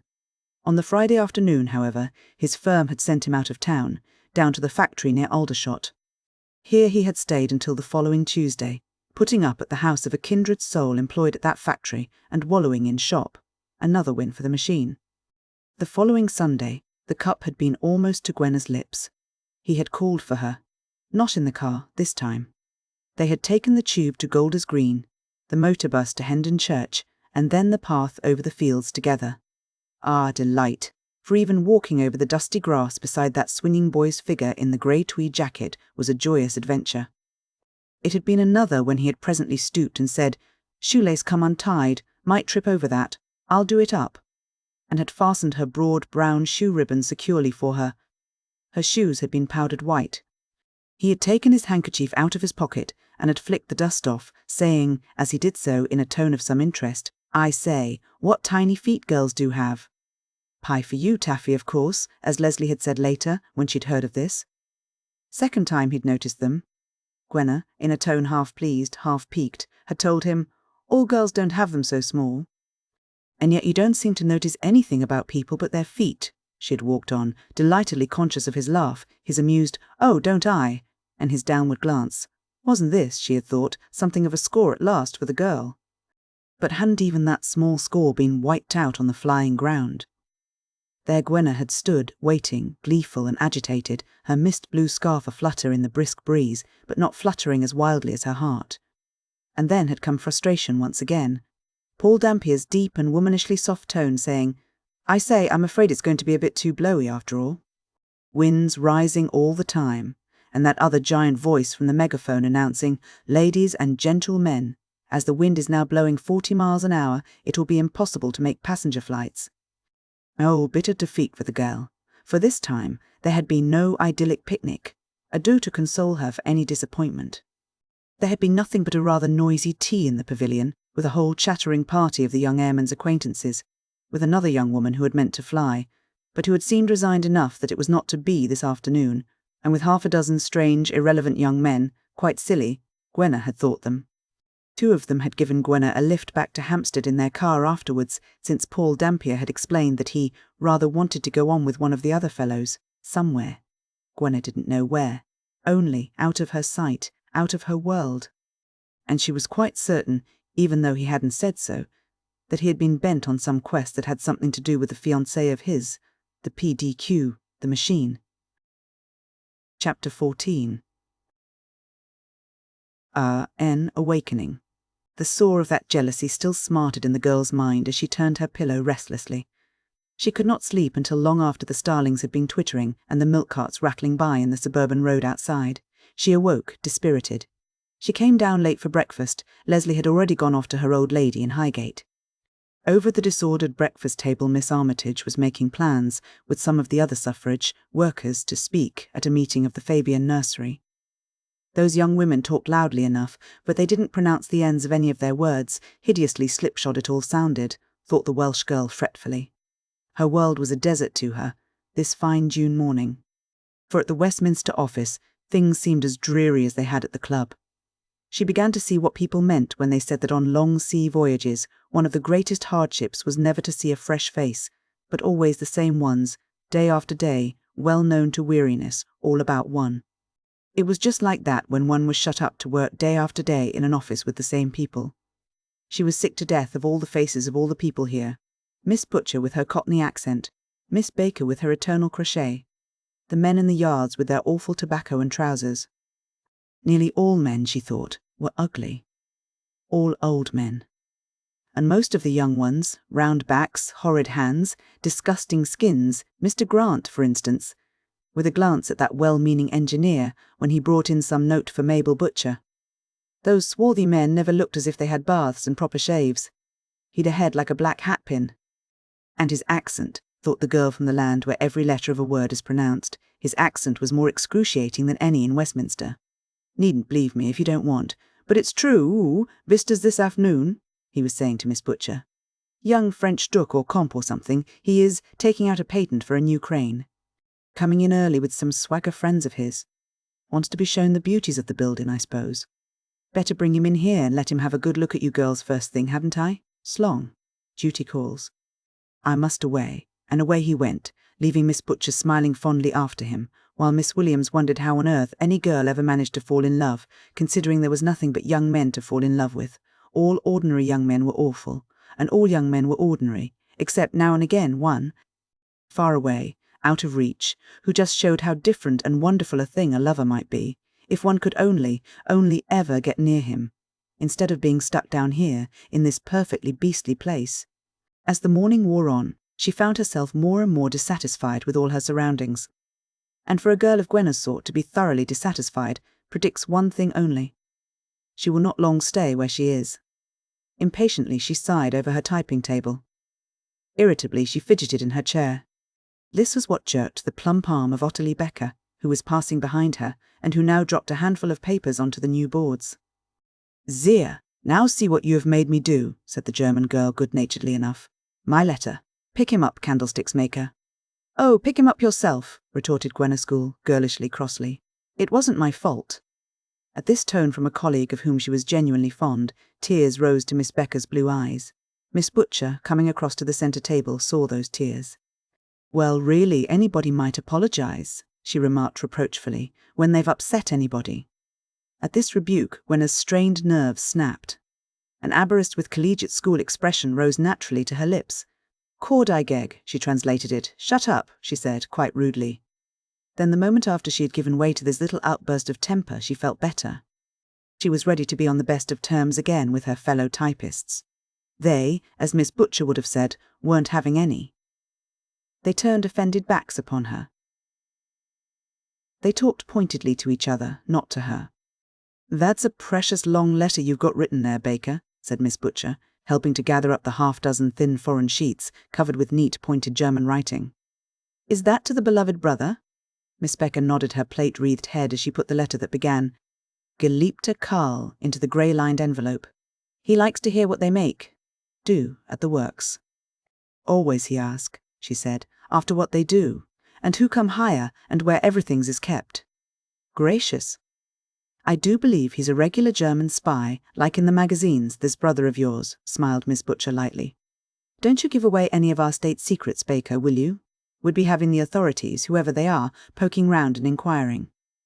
Awful if England and your country went to war, wouldn't it? And you were supposed to be the enemy. She spoke as if of something that was more fantastic than Gwenna's flying dream of the night before. The German typist answered in the same strain. If it was war, I would speak to Karlson's regiment that your house in Clapham and your people should be saved, she promised. But he's not thinking now of war. He interests himself very much for buildings, because our father is architect, and for maps of the river and such. So I must write on him every week a long letter. We go out today to have our lunch, yes? The two went out together towards Whitehall. The Welsh girl was left in Coventry and the deserted offices. She didn't want any lunch. She drank a glass of tepid tap water from the dressing room. She ate some strawberries, bought in their little flat basket as she had come along. Then, hatless, and in her thin, one-piece dress of grey linen, she strolled out into the yard for a breath of air. It was empty and hot and sunny. Gwenna looked up from the wood-littered ground where the ubiquitous London pigeons strutted and flirted and crew do-I do-ed about her feet. Overhead, that giant lacework on its iron crochet hooks looked as if its pattern had been drawn with a pen and black ink against the opaque blue-grey sky. The sight of that far-off pinnacle put into her head again the thought of flying. I don't believe that I shall ever be as high up as that, with the blue beneath me, like I've always wanted, reflected the young girl, dolefully looking up. I believe that last night in my dream is all the flying I'm ever going to have had. And again that longing took her. That pure longing to be high, above the law that clogs the children of man to the earth from which he came. To feel the unfettered air above and below and about her all at once. But what could she do to gratify the impulse even a little? Only one thing. She might climb. The idea with which she started off on her mad prank was to climb up to that iron lattice of lacework, to run up that as a sailor climbs the rope ladders of his masts, and thence from the very highest peak attainable to look down on London, even as last night she had looked down on it from her dream. Her start was not in the open air at all, but from the bottom of the scaffolding inside, where it was all beams and uprights and floors of planks. It reminded Gwenna of being underneath the old wooden pier at Aberdyfi and looking up. She went up ladders, through trap-doors, walked over wooden floors to other ladders, until she got up to the last trap-door, and through it out of the shadow and the stuffiness to the sunshine and the fresh air again. She stood on the top platform of the gantry, which supported that engine and the wheels that worked, she supposed, the iron lattice that was still far above her head. Presently she would climb that. She knew that she could. She was never afraid of heights. Her head was steady enough. Her feet in their brown shoes were as sure as the feet of the tiny sheep that picked their way up the rocky steeps of her Welsh mountains. She could climb as well as any of the men. But for the moment she rested, standing by the platform hand, railing, breathing in the freshened breeze. The birds of the city, pigeons and sparrows, were taking their short flights far beneath her perch. All London was spread below her, as it had been in that flying dream, and with as strong a sense of security as in the dream she looked down upon it.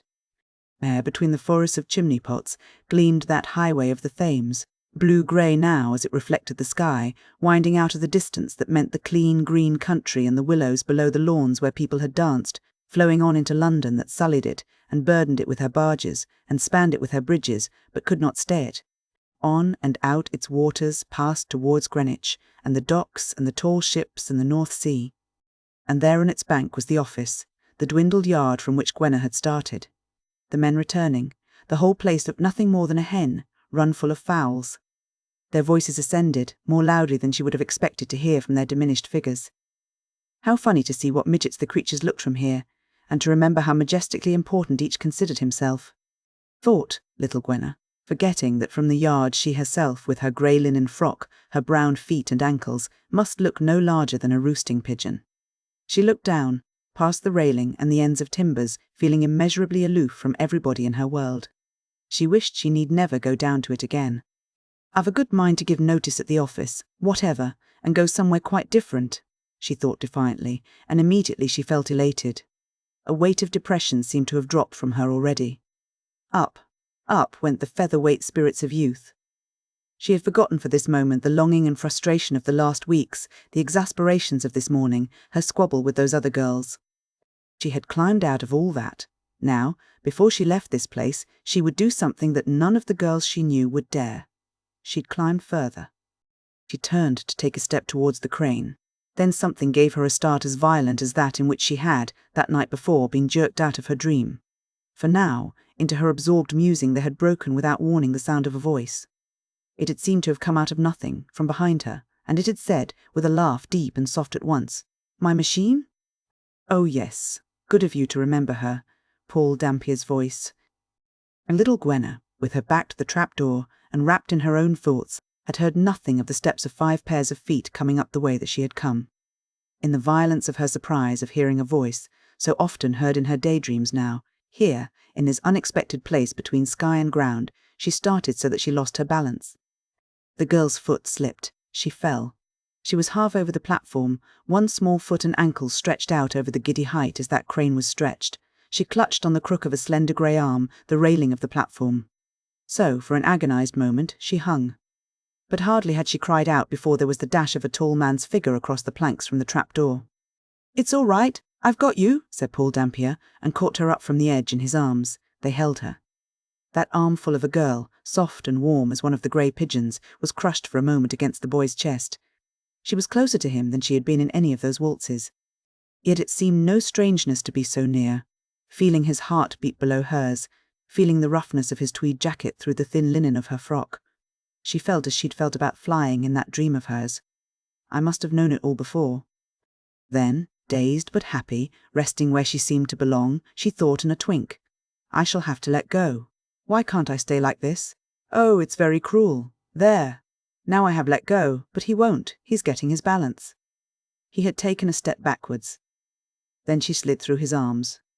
She slipped, lightly as a squirrel slips down the length of a beach, to the wooden floor of the platform. Cruel, yes, cruel.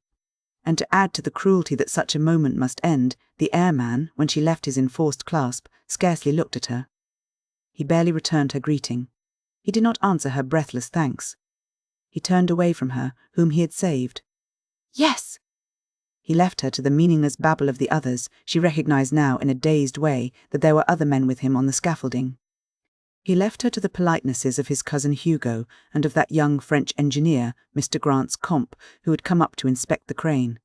He never looked again as Miss Williams was guided down the trap-door and the ladders by the scolding Yorkshire foreman, who didn't leave her until she was safely at the bottom. She was met by the 2 other typists who had, from the office window, seen her perched up, small as a bird, on the heights. Both girls had been terrified. Miss Butcher now brought lavender salts. Miss Becker's pink moon of a face was blanched with horror over her colleague's danger. "Do you know what could have happened, candlesticks maker, my dear?" cried the German girl with real emotion, as they all made tea together in the varnished, stifling office. "You could have been killed, you," Gwenna thought. "That would have been too bad, because then I shouldn't have known when he held me." As it was, there were several things about that incident that the young girl, passionate and infatuated and innocent, did not know. For one thing, there was the resolution that Paul Dampier took just after he had turned abruptly from her, had taken short leave of the others, and when he was striding down Whitehall to the bus that went past the door of his Camden Town rooms. And for another thing, there was the reason for that resolution. Now, in the fairy stories of modern life, it is, of the 2 principals, not always the princess who has to be woken by a kiss, a touch, from the untroubled sleep of years. Sometimes it is the prince who is suddenly stirred, jarred or jolted, broad awake by the touch, in some form or other, of love. In Paul Dampier's case, the everyday miracle had been wrought by the soft weight of that dove-breasted girl against his heart, for no longer than he could count 10, by her sliding to the earth through an embrace that he had not intended for an embrace at all. It hadn't seemed to matter what he had intended. In a flock as of homing pigeons there flew back upon the young aviator all at once his thoughts of the little thing ever since he'd met her. How he'd thought her so jolly to look at, so sensible, this he forgot. How topping and natural it had seemed to sit there with her in that field, talking to her, drinking with her out of one silver cup. How he'd found himself wanting to touch her curls, to span and squeeze her throat with his hands. How he'd been within an inch of summarily kissing that foxglove pink mouth of hers, that night at the dance. And today, when he'd come to Westminster for another talk with that rather decent young Frenchman of Hugo's, when he hadn't thought of seeing the girl at all, what had happened? He'd actually held her clasped in his arms, as a sweetheart is clasped. Only by a sheer accident, of course. Yes, but an accident that had left impressed on every fibre of him the feeling of that warm and breathing burden which seemed even yet to rest against his quickened heart. In that heart there surged up a clamorous impulse to go back at once, to snatch her up for the second time in his arms, and not to let her go again either, to satisfy that hunger of his fingers and lips for the touch of her. "Hold hard," muttered the boy to himself. "Hang it all, this won't do." For he had found himself actually turning back, his face set towards the Abbey. He spun round on the hot pavement towards home again. "Look here, can't have this," he told himself grimly as he walked on, swinging his straw hat in his hand, towards Trafalgar Square.